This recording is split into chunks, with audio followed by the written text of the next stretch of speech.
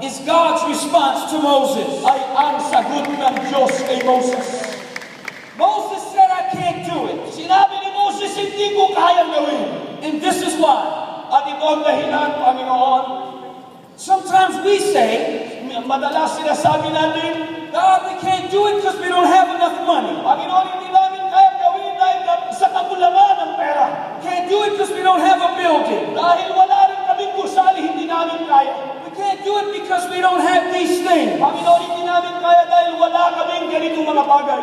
But God did not say, Pero hindi sinabi ng Diyos okay, let me heal your weaknesses. na hayaan mong pagalingin ko ang iyong kahinaan. He didn't say, let me give you everything you lack. Hindi sinabi ng Diyos, okay, walang problema, ibibigay ko ang lahat ng wala sa'yo. He didn't say, let me give you awesome power. Hindi niya sinabing, okay, bigyan kita ng kahanga-hangang kapangyarihan. He didn't say, let me just throw this anointing upon you. Hindi niya sinabi na ito, ibibigay ko ang pagpunas na ito sa'yo ngayon. But he said, Ngunit sinabi niya, what's in your hand? kung ano yung nasa iyong kamay,